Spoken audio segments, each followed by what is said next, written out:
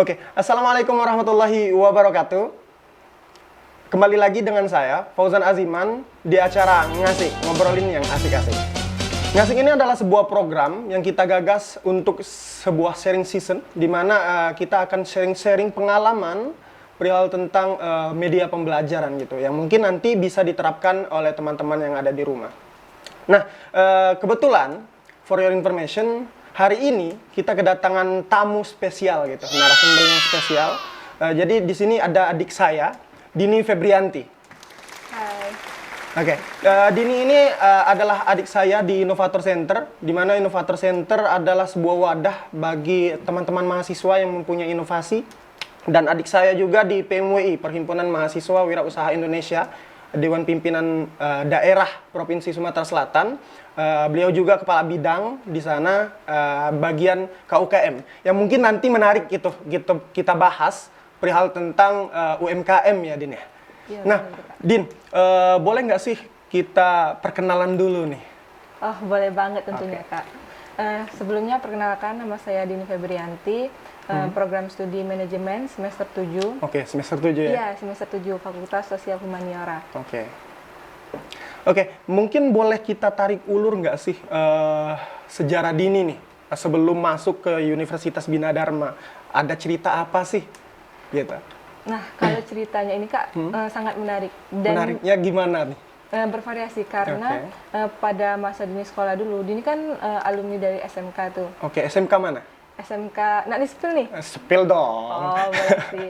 Dini itu alumni dari SMK Negeri 1 Prabu Muli. Oke, SMK. Awalnya Dini tuh asalnya dari Kabupaten Muara Enim. Muara ini. Nah, tapi sekolahnya di Di Prabu Muli, Iya. ya. Jadi domisilinya ke Prabu Muli. Berarti ngekos dong? Iya, ngekos. Oke. Nah, lanjut cerita.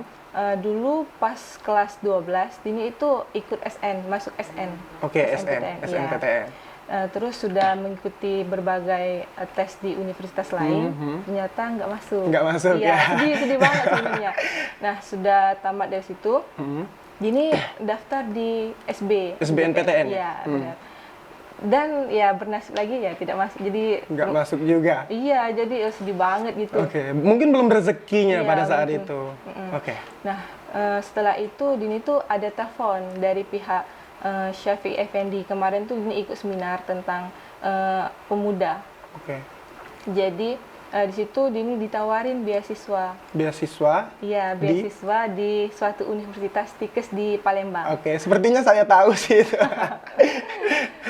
Oke. Nah, setelah itu berhubungan ya dengan ekonomis pada waktu itu agak turun. Jadi cari yang pasti-pasti aja. Yang pasti-pasti Iya, aja. Oke. pasti-pasti aja. Jadi ada teman rekomendasiin Universitas Bina Dharma. Oke, siapa tuh? Boleh dong disepil. Dia program studinya akuntansi. Akuntansi. Namanya Regina Lestari. Oke, Regina. Mungkin Regina nanti bakal nonton nih di sini. Iya. Oke. Dari situ Dini mikir kan, Universitas Bina Dharma ini di mana sih? Karena kan ini belum tahu pada awalnya itu. Dan pas kemarin daftar, itu langsung ke Bina Dharmanya sendiri kan. Oh, oke nih, sepertinya kualitasnya. Oke. Dari kayak Dini masuk aja tuh kan lihat fasilitas di Universitas Bina Dharma itu memadai, apalagi untuk pembelajaran. Oke. Jadi Dini tertarik, oke nih nggak apa-apa, langsung daftar. Oke. Nah, mungkin pertanyaan selanjutnya, kenapa memilih program studi manajemen nih? Menarik nih gitu. Nah, kalau dilihat dari Stikes itu kan keperawatan Ya, mengambil. jauh tuh. Jauh sekali. Dari Stikes Nah, ke manajemen. kalau itu tuh untuk SMK sendiri, Dini tuh Oke. manajemen perkantoran juga, SMK, Kak. oke. Iya, administrasi perkantoran. Nah, jadi Dini menjalur dari Ya. SMK ke Oh, I see. iya, Oke. ke kuliah. Jadi Dini ngambil manajemen. Nah, setelah itu di manajemen ini ternyata Dini tuh sudah ada basic. Mulai dari magang kemarin tuh Dini gali, ternyata potensi Dini ini di sini. Oke, di pemasaran ya? Itu ada nextnya lagi. Oh, ada nextnya Iya. lagi.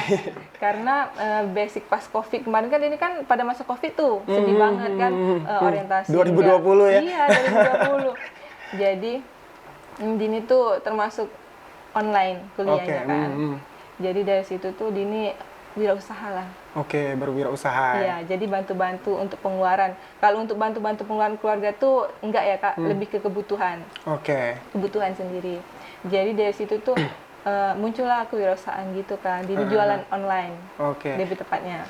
Oke, nah menarik nih kita bahas tentang kewirausahaan gitu, jualan dan lain sebagainya. Kakak melihat Dini itu kan lumayan aktif ya di dalam kewirausahaan dan menjabat jadi kepala bidang KUKM juga di PMWE gitu, Perhimpunan Wirausaha Indonesia gitu. Nah, kenapa bisa aktif gitu di Universitas Bina Dharma? Bisa aktifnya itu karena Dini sendiri tuh kalau kuliah seperti kuliah pulang pergi itu kan Kupu-kupu ya? kupu-kupu disebut orang tuh ya. Iya. Jadi agak bosen, nggak ada cerita kan. Oke, benar-benar. Apalagi zaman COVID tuh. Asli. Jadi Dini kalau di rumah itu kayak selain itu Dini ikuti kayak ngajar ngaji atau kenapa kan. Nah, pas setelah 2 tahun COVID, 2 tahun belajar di rumah, semester 5 tuh masuk sistem hybrid. Oke. Nah, dari situ ada kegiatan kayak business plan, the first business plan award itu. Itu kakak panitianya? Ya, di situ ada lomba. Oke, ya. Nah, lomba tentang kewirausahaan, di mana salah satu mata kuliah juga pembelajaran. Mata kuliah MK di manajemen itu ada entrepreneur gitu. Iya, ada kewirausahaan. Nah, kita balik lagi Kak ya, sebelum kewirausahaan itu tuh di semester 3 itu kami udah memilih konsentrasi mata kuliah. Ya, konsentrasi mata kuliah. Konsentrasinya. Jadi dari situ Dini sudah tertarik dengan basicnya pemasaran. Oke, ke marketing ya? Iya, marketing. Karena pembelajaran pemasaran itu bukan hanya kita berjualan, tetapi bagaimana kita cara melayani konsumen, bagaimana mempengaruhi mereka terhadap membeli suatu produk dan lainnya kan. Dan SEO-nya tuh harus dimainkan juga. Search engine optimization ya. Benar. Banyak lagi sih Kak kalau untuk manajemen pemasaran. Jadi teman-teman kalau mau memilih suatu konsentrasi itu sesuaikan dengan basic. Oke, benar. Karena balik ke diri sendiri juga kan Kak. Iya sih, iya. Jadi mungkin lebih ke kayak gini sih Din. Jadi memilih sebuah konsentrasi itu kita harus mempunyai base atau basicnya dulu nih. Iya, sebelum terjun langsung ke konsentrasinya. Karena kebanyakan teman-teman mahasiswa itu kadang salah ambil konsentrasi. Nah, itu sangat disayangkan sehingga itu berpengaruh nantinya ke penelitian akhir. Benar. Karena itu harus menyesuaikan ke konsentrasi. Nah, ini menarik teman-teman. Jadi kita bahas-bahas tentang marketing karena kakak base-nya juga marketing, Din. Jadi akan kita bahas lebih dalam gitu. Nah, kita kan sama nih di organisasi inovator. Ya. Dan setahu kakak tadi bahas juga tentang business plan ya, satu business plan award. Kemudian kakak tahu bahwasanya Dini itu punya inovasi kerupuk bantet gitu. Nah, boleh nggak sih di spill sedikit apa namanya, kemudian bisa dijelaskan nggak sih tentang inovasi si Dini gitu? Nah, kalau untuk inovasinya sendiri kita bisa lihat Kak di depan sudah ada produknya. Oke, ini ya produknya. Ya, produknya itu berupa kerupuk ikan. Nah, kerupuk ikan ini divariasiin jadi bantet pedas.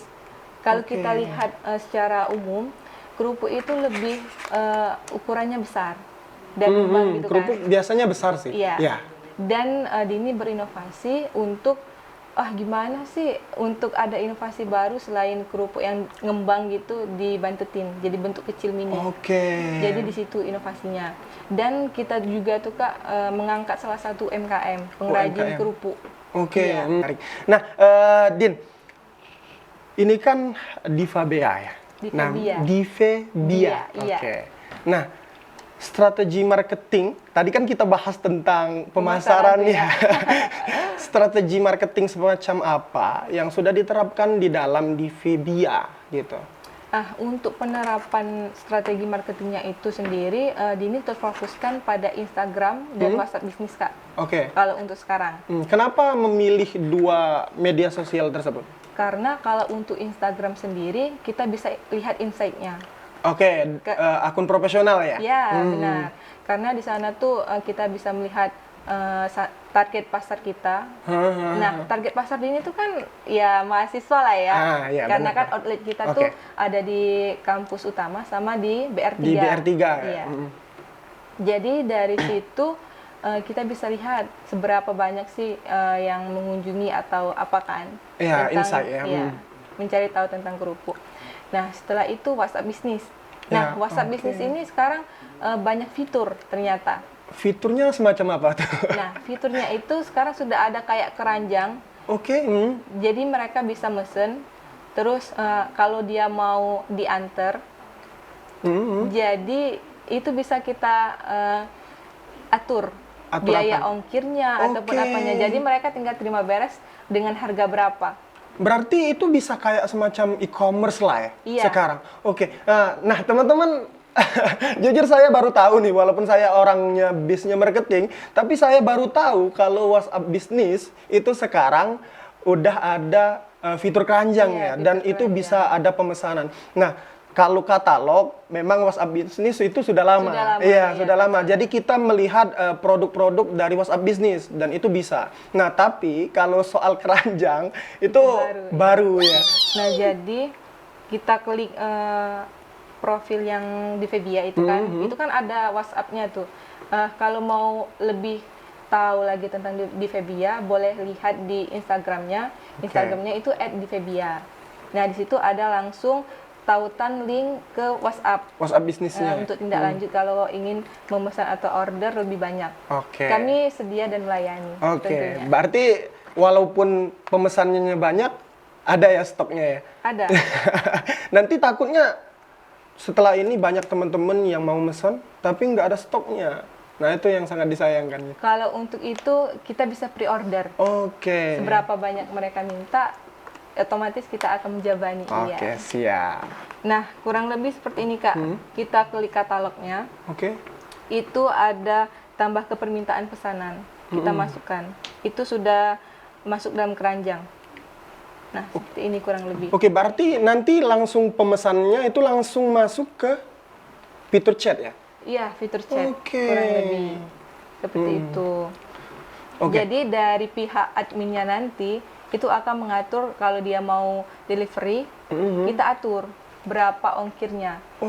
Berarti bisa diatur ya? Iya, bisa diatur. Berarti lebih fleksibel teman-teman. Jadi menarik karena memang WhatsApp bisnis ini kalau dari Shopee itu langsung ada ukurannya ya, sekian-sekian gitu ongkirnya. Nah, ini bisa fleksibel itu dan lebih mudah dan lebih praktis gitu. Nah, Din, kita udah bahas tentang strategi yang sudah Dini terapkan, kemudian sosial media apa saja yang Dini sudah lakukan gitu.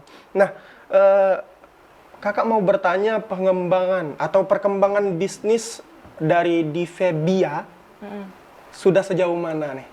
Kalau untuk perkembangan bisnis di Febia itu kurang lebih 2 tahun, Kak. Nah, sebelumnya itu di Febia ini bukan nama di Febia langsung loh. Nah, apa nih nama brandnya?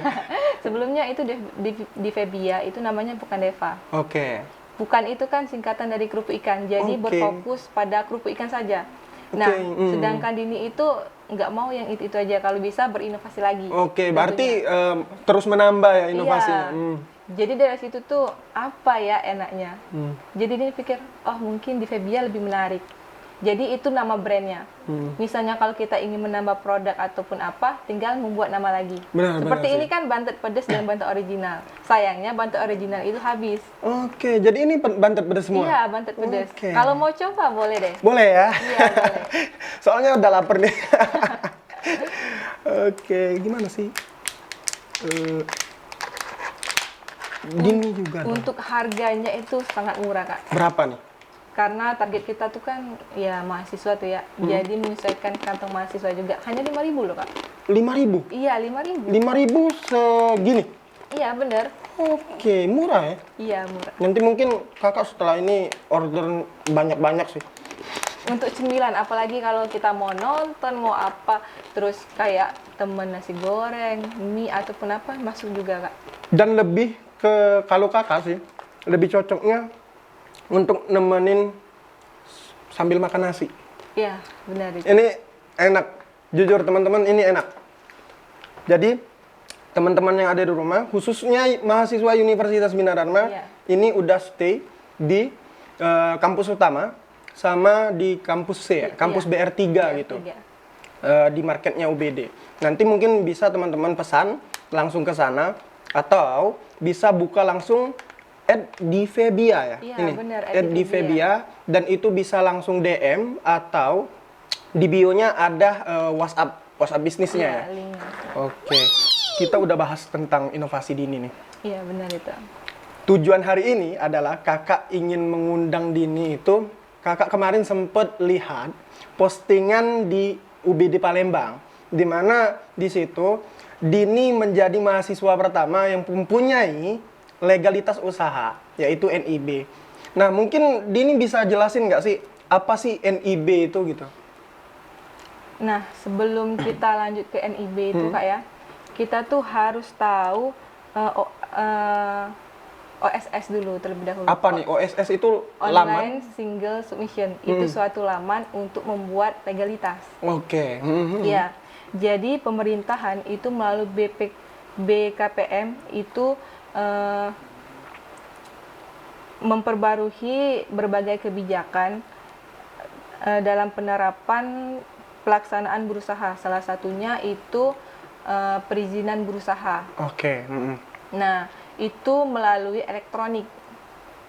Oke, berarti bisa diakses secara online ya? Iya, bisa diakses secara online. Nah, pembuatannya ini tidak perlu waktu lama, hanya 24 jam. Oke. Nah, tujuannya agar mempermudah dan mempercepat pelaku usaha. Oke. Baik itu usaha mikro, usaha kecil maupun menengah. Oke. Jadi itu sudah ada kategorinya. Nah, untuk kita buka itu bisa di https oss.go.id. Oke, kita ulangi ya. Karena memang ini cukup sulit nih. Iya, benar. https dot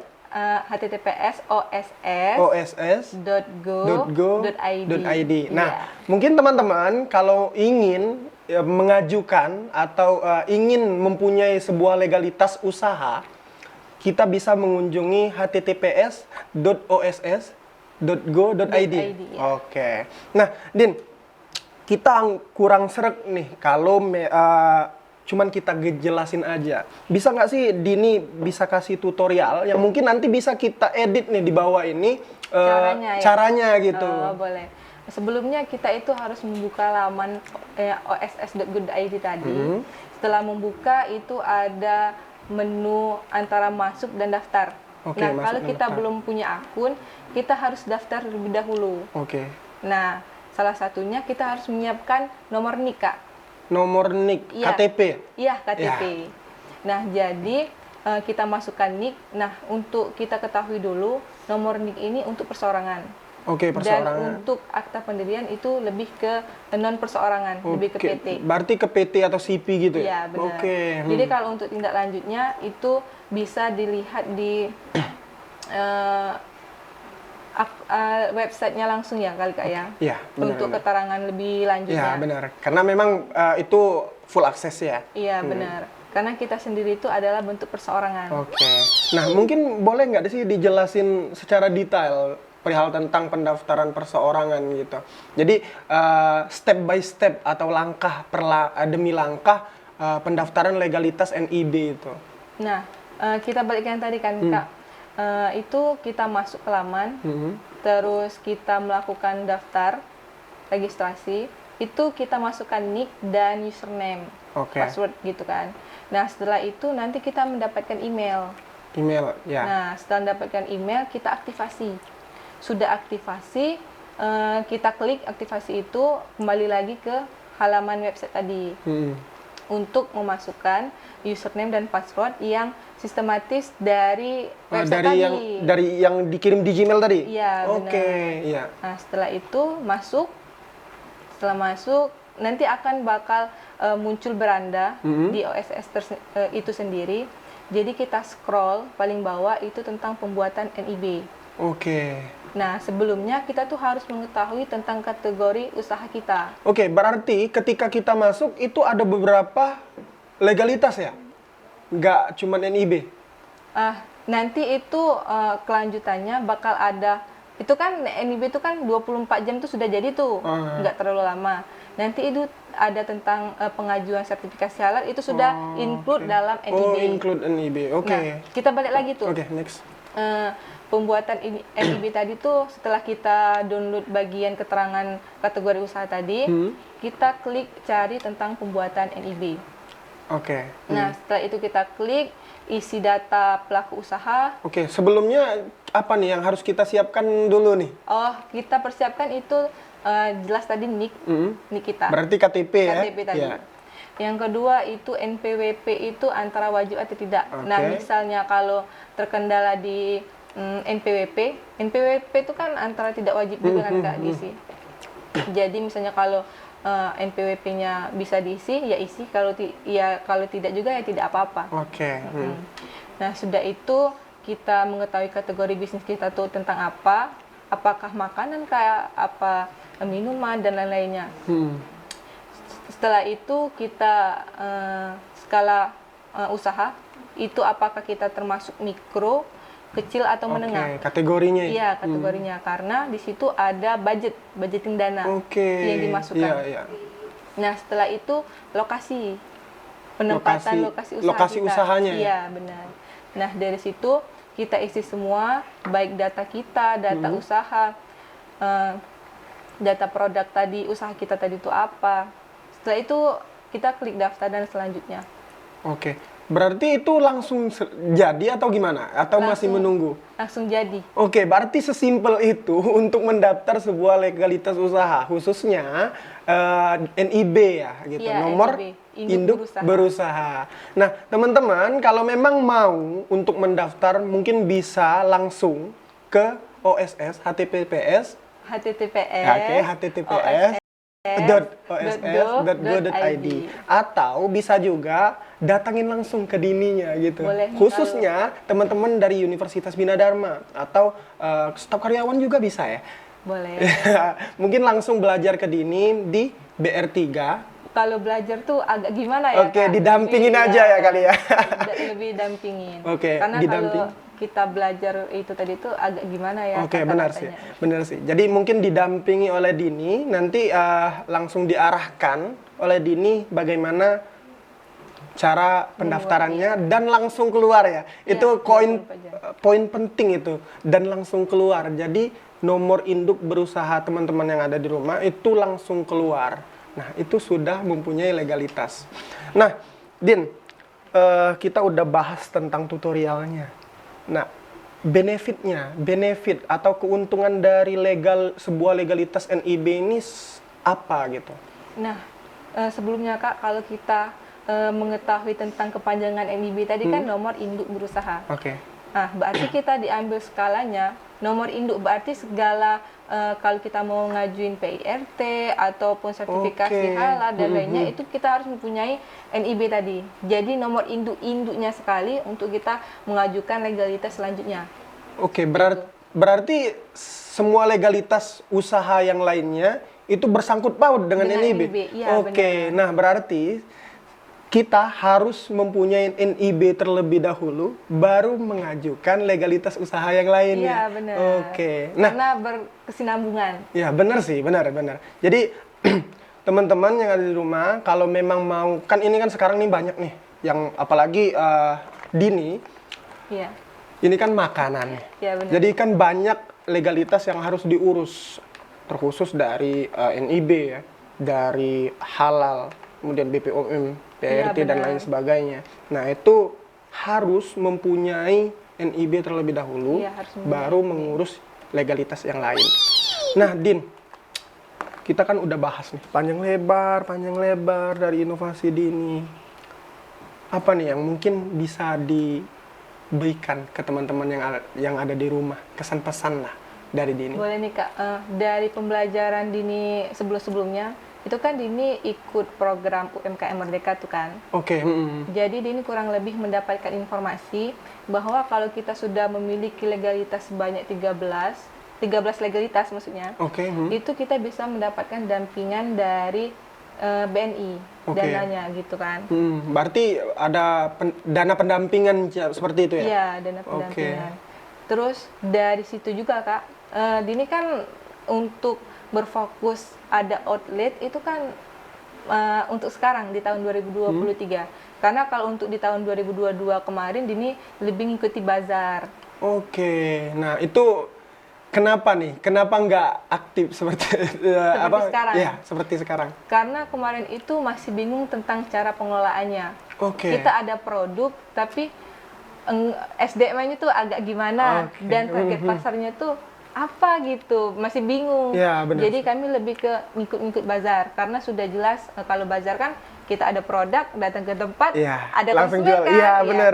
Jadi Dini tuh mikir kalau untuk sekarang dari Dini belajar itu kan, baik tentang tata kelolanya, SDM, pemasaran dan lain-lainnya itu, oh Dini sudah dapet kemarin. Jadi Dini terapi dan Dini berani tuh ada outlet Oke. dan diskusi juga dengan dosen pembina Dini Oke. yang di Innovator Center tuh. Siapa tuh? Boleh nggak disepil? Boleh dong. Itu beliau Rahmat Nafrianda Desmond, STMkom, karena beliau kami sering berdiskusi tentang ini, usaha ini, inovasi ini. Jadi dari situ banyak Kak ide-ide yang akan dikembangkan juga. Nah, mungkin Dini ada yang ingin disampaikan lagi nggak? Nggak? Kalau untuk penyampaian, sekarang kan kalau kita lihat prospek kerja itu kan membutuhkan pengalaman kurang lebih 2 tahun yang kita bahas tadi ya. Yeah. Nah, jadi kita sebagai mahasiswa harus memiliki suatu inovasi. Nah, kita mulailah dari kita di bangku kuliah. Karena kita belajar basic nih. Oke. Basic berwirausaha itu bagaimana sih? Jadi dari situ kita harus memberanikan diri, memulai cari passion kita tuh di mana sih? Iya, betul sih. Itu yang paling penting, cari passion. Passion kita tuh di mana? Nah, setelah itu kalau kita sudah mengetahui dan kita tuh harus berani mencoba loh kalau anak muda. Ya, tentu harus.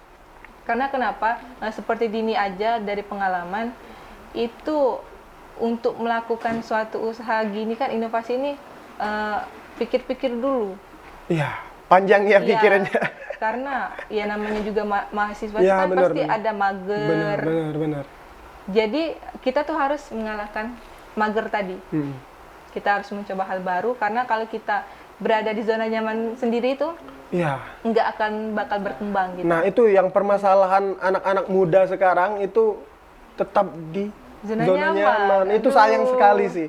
Jadi kalau memang mau ingin berkembang, cobalah hal-hal yang baru gitu. Iya, benar. Dan kita juga tuh harus mengikuti organisasi yang memang membuat kita harus berkembang. Harus ada suatu inovasi, harus kita berpikir ke depannya.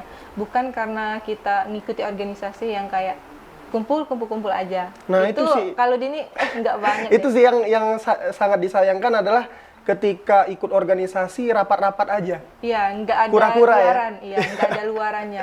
kuliah rapat. Kalau bisa kita tuh ada luaran dan kita harus implementasikan. Benar sih, benar.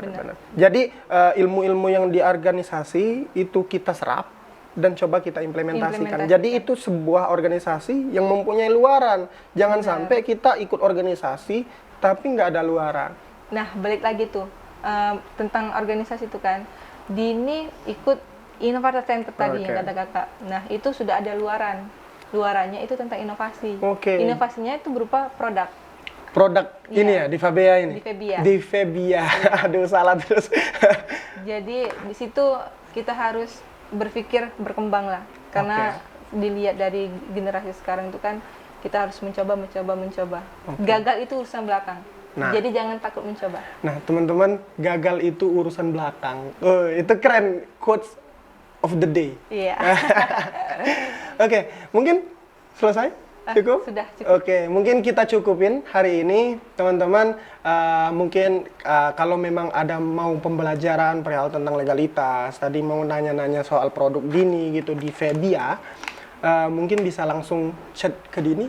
Boleh. Instagramnya apa nih? Kalau langsung dong, kita promosiin aja. Langsung promosi aja. Iya, langsung promosi aja. Kalau untuk Instagram pribadi itu @divea.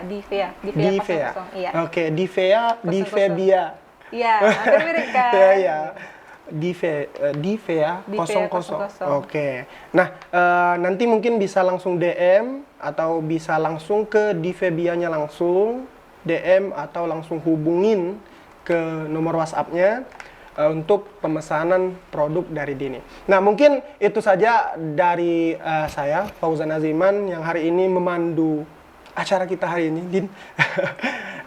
Kita tetap selalu hadir di setiap hari Kamis nantinya untuk memberikan sebuah sharing-sharing ke teman-teman mahasiswa yang ada di Universitas Bina Dharma. Oke, tetap di program Ngasik, ngobrolin yang asik-asik. Kita tutup acara kita hari ini. Wassalamualaikum warahmatullahi wabarakatuh. Waalaikumsalam warahmatullahi wabarakatuh.